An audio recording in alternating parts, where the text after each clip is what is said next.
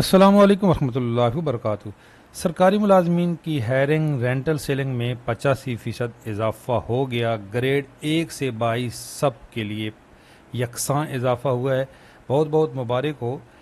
Hiring rental selling house rent में फ़र्क क्या है और हायरिंग कौन से मुलाजमीन को मिलती है, हायरिंग के लिए क्राइटेरिया क्या है, कवर्ड एरिया कितना चाहिए होता है। ग्रेड 1 से हायरिंग शुरू हो जाती है, लेकिन अफवाज पाकिस्तान में कौन से ग्रेड से हायरिंग शुरू होती है, ये बड़ा बर्निंग क्वेश्चन है। जो फेडरल एम्प्लॉइज़ हैं उनकी हायरिंग ग्रेड 1 से शुरू हो जाती है। ये जो इजाफा भी हुआ है ग्रेड 1 से 22 सब के लिए हुआ है, लेकिन अफवाज पाकिस्तान में ये किस ग्रेड से हायरिंग शुरू होती है। क्या सूबाई मुलाजमीन को भी हायरिंग मिलती है कि नहीं, आपके तमाम सवालात के जवाबात इस छोटी सी वीडियो में। सबसे पहले तो आपको मुबारक हो जी कि हायरिंग में बड़ा इजाफा हो गया है। ये कैबिनेट ने भी अप्रूवल दे दी है। और इससे पहले ये समरी ये आपके सामने है, स्क्रीन पे आप देख सकते हो। जो मेरा व्हाट्सअप चैनल है वहाँ पे ये तमाम डॉक्यूमेंट्स मैंने शेयर कर दिए हैं।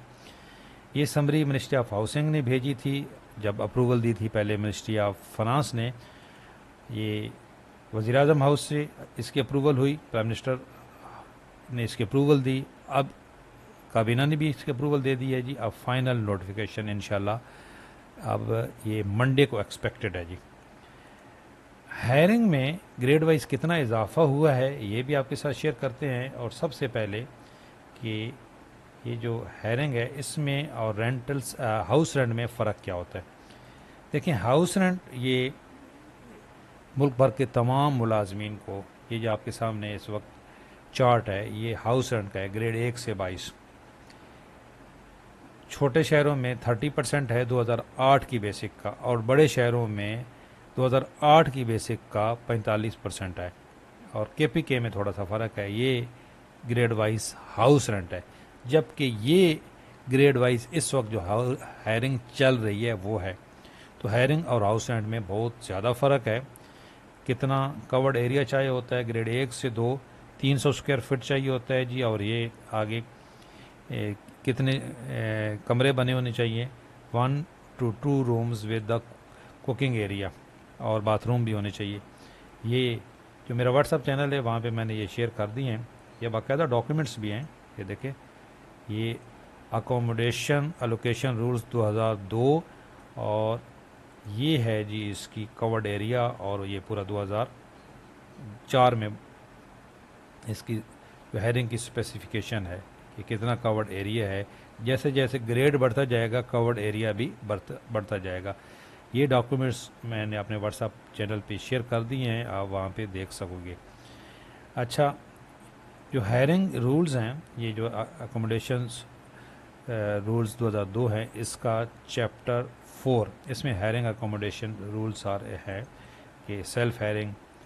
तो भाई हायरिंग जो मिलती है ये 6 बड़े शहरों में मिलती है। ये देखें, ये 2021 का ये जो नोटिफिकेशन है ये आपके सामने है। अब इसी तरह का नोटिफिकेशन ये आएगा, ये 2025 का। रेट यही होंगे क्योंकि इसी की अप्रूवल हो गई है, और ये ड्राफ्ट है, अभी इसके इंशाल्लाह मंडे को फाइनल नोटिफिकेशन आ जाएगा।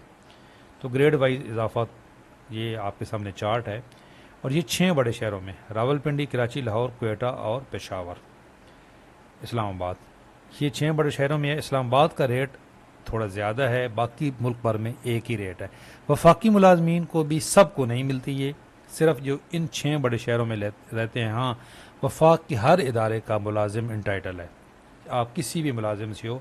और वफाकी मुलाजमीन को ये ग्रेड 1 से 22 तक सबको मिलती है। जबकि जो मैंने सवाल पूछा था अफवाज पाकिस्तान में ये, जैसे अगर हम एयर फोर्स की बात करें तो JCOs से शुरू होती है, JCOs रैंक के। आप इसी तरह आर्मी में सूबेदार से, नेवी में चीफ से ये हायरिंग शुरू होती है। नीचे जो अमला है, जिस तरह लीडिंग मैन है, सिपाही है, उनको हायरिंग नहीं मिलती, याद रखें। अफवाज पाकिस्तान में इसका अलहदा क्राइटेरिया है, आगे यही हो जाती है हायरिंग जो इस वक्त वफाकी मुलाजमीन की है। लेकिन अगर एक वफाकी मुलाजिम है वो ग्रेड 1 का भी हायरिंग अप्लाई कर सकता है, लेकिन एक सिपाही ہائرنگ اپلائی نہیں کر سکتا. ان کے JCOs رینک سے یہ شروع ہوتی ہے. وفاق میں بھی پہلے یہ گریڈ 16 سے تھی، بعد میں رول تبدیل ہوئے تو یہ ہائرنگ ملنا شروع ہو گئی گریڈ 1 سے. یہ فرق ہے کہ جو ہمارے افواج پاکستان کے بعد ساتھی پوچھ رہے ہیں بار بار، تو وہاں پہ JCOs رینک سے، یہ CPOs رینک سے شروع ہوتی ہے جو افواج پاکستان ہے. فرق بہت زیادہ ہے جی. اس لیے ڈیمانڈ کی جا رہی ہے کہ یہ جو ہاؤس رینٹ ہے اس میں بھی اضافہ ہونا چاہیے. یہ ہاؤس رینٹ ہے آپ کے سامنے، ملک بھر کے جو گریڈ 1 سے 22 تک کے ملازمین ہیں یہ نہ ہونے کے برابر ہے. اب 15ویں گریڈ کا ہاؤس رینٹ بڑے شہروں میں 3524 روپے ہے اور چھوٹے شہروں میں 2350 روپے. اب 2350 روپے میں کون سا گھر ملتا ہے؟ تو جس طرح یہ ہائرنگ میں اتنا بڑا اضافہ ہوا ہے جی، یہ ہاؤس رینٹ میں بھی اضافہ ہونا چاہیے. یہ بالکل جائز مطالبہ ہے تاکہ جو ہائرنگ افورڈ نہیں کر سکتے یا جن کو جو انٹائٹل نہیں ہے، ہائرنگ تو وفاقی ملازمین بھی سب کو نہیں ملتی، جو 6 بڑے شہروں میں رہتے ہیں صرف ان کو ملتی ہے.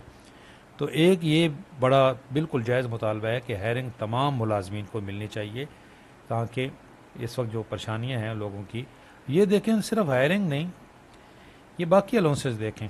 یہ جو 2025-26 میں جو نیا بندہ بھرتی ہوگا اس کی یہ تنخواہ بن رہی ہے اس وقت. یہ ہائرنگ ہے جی، اور یہ کنونس الاؤنس ہے، اور یہ میڈیکل الاؤنس ہے. میڈیکل الاؤنس گریڈ 1 سے 16 تک 1500 روپے ہے، اور اسی طرح میڈیکل الاؤنس کنونس الاؤنس 1785 روپے ہے گریڈ 1 سے 4 تک کا. 16ویں گریڈ کا بھی 5000 روپے اور 15ویں گریڈ کا 2856 روپے کنوینس الاؤنس ہے. تو تمام الاؤنسز میں اضافہ ہونا چاہیے. یہ ڈیمانڈ بھی تھی گیگا کی، اس کو پورا ہونا چاہیے. یہ ڈیمانڈ تو پوری ہو گئی. ہاؤس رینٹ میں، ہائرنگ میں تو اضافہ ہو گیا، لیکن ہاؤس رینٹ میں اضافہ اور باقی الاؤنسز میں اضافہ یہ بالکل جائز مطالبہ ہے. جو ہائرنگ کی رولز ہیں، یہ اب میں اس چھوٹی سی ویڈیو میں سارے نہیں یا آپ کو پڑھ کے سنا سکتا. یہ جو ڈاکومنٹس ہیں جو میرا واٹس ایپ چینل ہے وہاں پہ شیئر کر دیے ہیں کہ کتنا کورڈ ایریا چاہیے ہوتا ہے، رولز کیا کیا ہیں ہائرنگ کے، کون اپلائی کر سکتا ہے. اگر میاں بیوی دونوں ملازم ہیں تو دونوں انٹائٹل نہیں ہیں، صرف ایک کو ملے گا. یہ بھی کومنٹس میں ساتھی پوچھ رہے تھے ایلیجیبلٹی کرائٹیریا دے کہ اگر دونوں وفاقی ملازم ہیں، دونوں انٹائٹل ہیں، تو صرف ایک اپلائی کر سکتا ہے، دوسرا جو ہے اس کو پھر ہاؤس رینٹ ملے گا. اس کی ہائرنگ تو نہیں ہے لیکن اس کو ہاؤس رینٹ ملے گا. یہ ایک کیس گیا تھا اس میں میری علیحدہ سے ایک ویڈیو ہے جی. تو یہ ہیں جی ہائرنگ کی رولز. یہ اس وقت ہائرنگ چل رہی تھی 2021 کی، اور اب جو نئی ہائرنگ ہے وہ یہ چارٹ آپ کے سامنے ہے.